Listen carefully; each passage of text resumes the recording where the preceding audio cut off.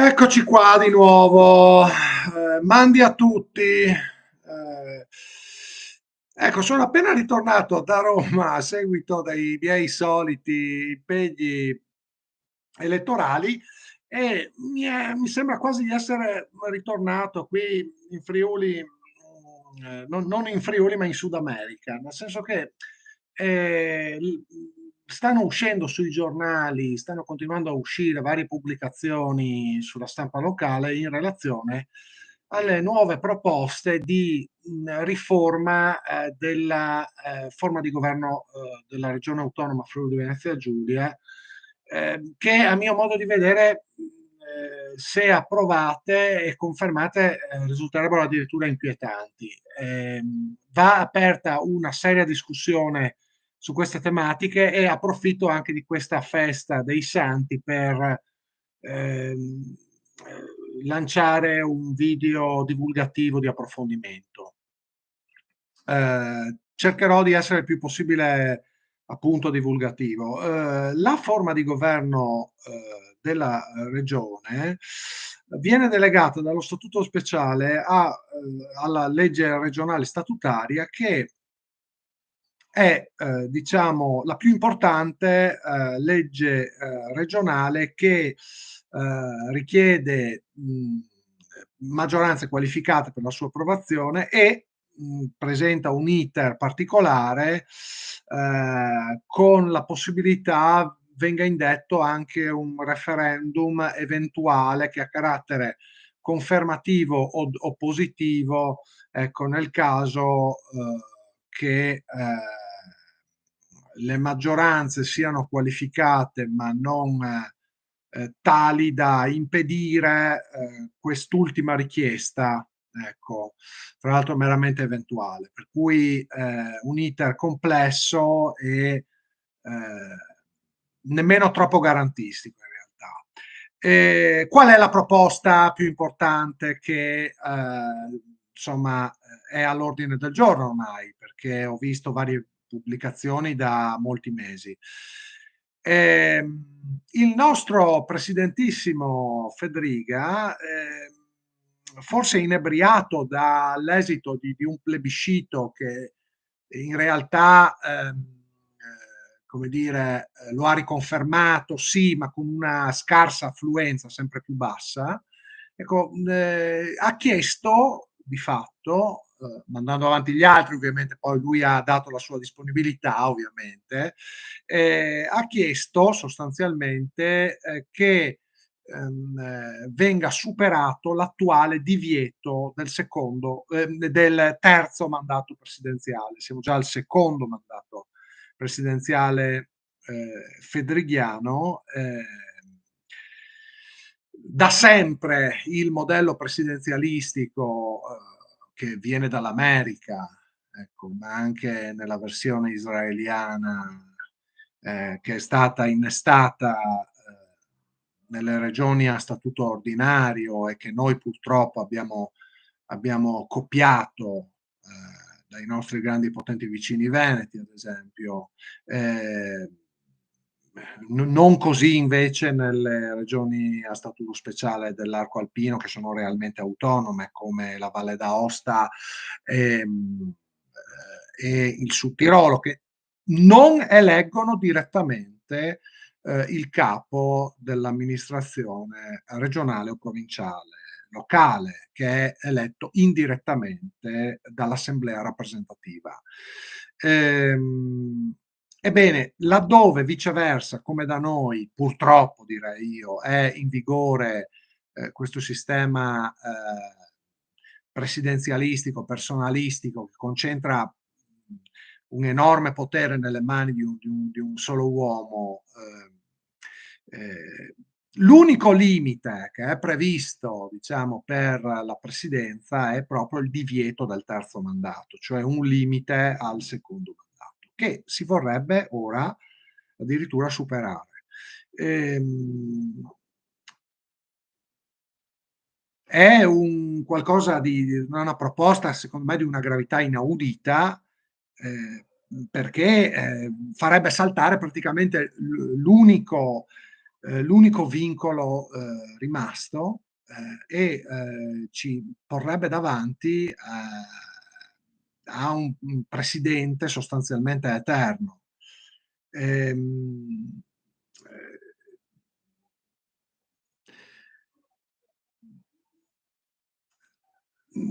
la libertà di scelta, no, dei cittadini in realtà è condizionata da molti fattori, prima di tutto dalle candidature, poi dal sistema mediatico. È in realtà un'illusione. Per cui noi consegneremo praticamente le chiavi della regione sostanzialmente per sempre a un singolo che poi fra l'altro diventerebbe un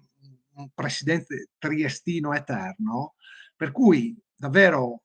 lo scenario del quale si sta discutendo è terribile, terribile. Io mi illudevo che si riuscisse a superare questa concentrazione di potere che è davvero preoccupante, se non altro col tempo, e invece si desiderano altri 5 anni di strapotere triestino su questa regione. Per cui ci sono sia delle ragioni generali, sia delle ragioni tecniche che sconsigliano caldamente questa riforma, sia delle ragioni politiche e anche geopolitiche nel nostro contesto particolare di questa regione in realtà duale, che si vorrebbe unitaria e accentrata nell'angolino in basso a destra, che sconsigliano caldamente questa riforma, eppure se ne sta discutendo tranquillamente come se nulla fosse, mentre davvero siamo praticamente sull'orlo del baratro, perché ehm,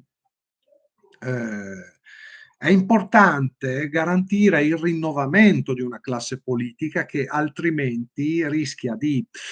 incancrenire col tempo i clientelismi, tutto ciò che di peggio, ecco, può rovinare il sistema qualora si verifica una concentrazione di potere nelle mani di una singola persona per troppo tempo. Per cui davvero bisogna fare il possibile per denunciare questo grave pericolo che incombe sulla regione e soprattutto sul Friuli. ehm, e bisogna fare tutto il possibile a livello, ad esempio, divulgativo, ma forse in futuro referendario, per cercare di opporsi a questa soluzione sempre più plebiscitaria, ehm, perché dicono che sarebbero i cittadini a confermare il loro presidentissimo. In realtà stiamo andando verso un regime sudamericano con tanti piccoli baroni, ducetti locali che ricattano, sono in grado addirittura di ricattare i consigli regionali minacciando dimissioni e minacciando i consiglieri regionali di mandarli a casa, eh, perché naturalmente in questo sistema aut simul stabunt, aut simul cadent, per cui legislativo ed esecutivo sono collegati, eh, nessuno ha il coraggio di sfiduciare il presidente, no? Anche il quale se si dimette provoca ugualmente lo scioglimento dell'assemblea e nuove elezioni. Per cui è proprio un sistema sbagliato quello presidenziale, dannoso quello presidenziale, inadatto anche alla nostra realtà regionale che ha le sue peculiarità. Già quello è stato un errore storico ormai che ci portiamo avanti da molti anni. In Valle d'Aosta non c'è l'elezione diretta del presidente della regione, in Sudtirolo non c'è l'elezione diretta del presidente della provincia autonoma. Non vedo perché tutti coloro che a parole difendono tanto l'autonomia regionale, invece si allineano su quello che è il pessimo sistema di governo delle regioni a statuto ordinario in Italia, o delle autonomie speciali isolane, con le quali abbiamo poco a che spartire, francamente. Già un errore è stato fatto, un grave errore è stato fatto molti anni fa, e adesso vogliamo aggravarne le conseguenze, vogliamo eliminare addirittura l'ultimo dei limiti al potere presidenzialistico, sostanzialmente dittatoriale. Quindi davvero bisogna spiegare quelle che sono le ragioni, anche alla gente, quelle che sono le ragioni di strenua, ferma, forte opposizione a questa idea che vedo continua a venire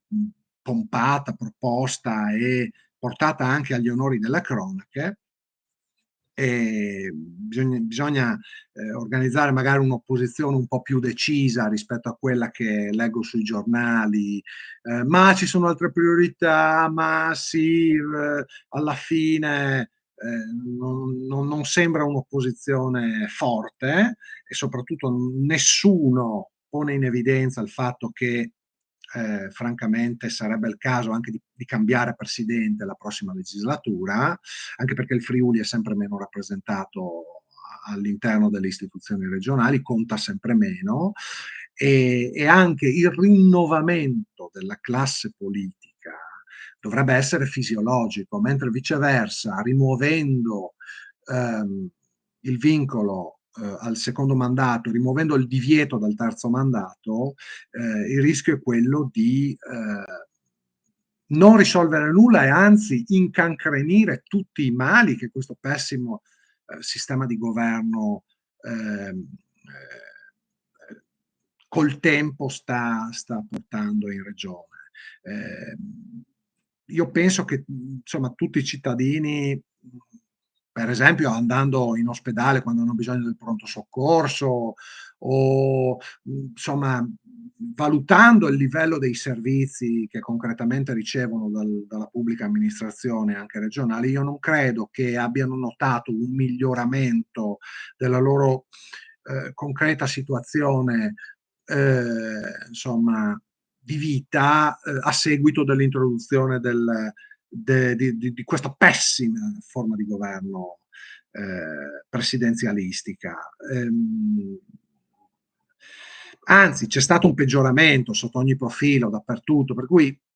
in realtà il decisionismo, il potere dell'uomo solo al comando risolve ben poco, anche perché rischia di dare veramente alla testa a chi occupa certe poltrone, occupa certe posizioni di vertice, fra l'altro concentrando quasi tutta la spesa pubblica esclusivamente nell'angolino in basso a destra, e sbilanciando ulteriormente i rapporti tra il Friuli e Trieste. Per cui a maggior ragione nella nostra realtà regionale davvero si faccia almeno tutto il possibile per ostacolare con ogni mezzo lecito questa prospettiva di riforma che sarebbe davvero deleteria, terribile. E, si dice, ma sì, ma sarebbero comunque i cittadini a confermarlo, potrebbero comunque mandarlo a casa. Non è così, non è così. Il popolo bue sarebbe chiamato a ogni 5 anni confermare il reuccio locale, anzi nemmeno locale in quanto triestino, e una volta introdotta la scheda nell'urna perderebbe ogni potere. Si tratta di una delega in bianco, di un potere immenso a un singolo, molto pericoloso, molto pericoloso. Mentre il pluralismo geografico, storico, linguistico, culturale della nostra realtà regionale richiederebbe la collegialità che invece è tipica di altre forme di governo. Se proprio si vuole mantenere il sistema presidenzialistico, non si può fare a meno di livellarsi verso il basso, guardando ai nostri grandi e potenti vicini veneti, almeno per la sicurezza stessa della differenziazione anche di questa autonomia speciale, si badi a evitare di copiare da Zaia anche questa trovata della rimozione dell'unico limite connesso viceversa a quella che dovrebbe essere la normalità di ogni sistema presidenziale che voglia dirsi autenticamente democratico. Perché qui in realtà, al di là delle questioni geopolitiche particolari, più in generale è proprio a rischio la democraticità, l'effettiva democraticità sostanziale, non quella teorica, del sistema, della forma di governo della regione autonoma Friuli Venezia Giulia. Se passa questa riforma, il rischio è che si consolidi una classe politica ostile al rinnovamento e che si incancreniscano tutti i problemi che questa forma di governo così rischiosa ha generato in questi decenni, perché a mio modo di vedere non ha dato una buona prova di sé questa forma di governo presidenzialista. Non aggraviamone gli effetti negativi. Uno tra i migliori presidenti di tutta la storia della regione autonoma Friuli Venezia Giulia, penso ad Antonio Comelli, non era eletto direttamente e aveva forse una maggiore capacità di mediazione invece di andare a imporre la propria individualità, la propria volontà e magari anche le proprie convenienze. Per cui davvero la regione è di tutti, la presidenza dovrebbe rappresentare tutti e questa tendenza che, che vedo insomma sempre più convinta nel sostenere questa riforma dannosa, deleteria, insomma, davvero mi preoccupa tanto e mi spinge a fare tutto il possibile per, se non altro, parlarne e fornire a tutti, insomma, alcuni spunti di riflessione per valutare a mente fredda, insomma, al di là delle appartenenze politiche, poi tutti i risvolti implicati, insomma, da queste proposte, anche perché vedo che, come al solito, la nostra stampa locale è tutto fuorché attenta a quelle che sono le reali esigenze della nostra realtà regionale e soprattutto del nostro Friuli. Si parla solo di FVG senza nemmeno trattino perché appunto si vuole portare avanti quest'idea di assoluta unità accentrata sul alieno, periferico, eccentrico, innaturale capoluogo triestino. Quindi abbiamo ancora molto lavoro da fare e davvero facciamo girare anche questo video per, se non altro, alimentare un dibattito serio che tenga in considerazione anche quello, anche tutto quello, insomma,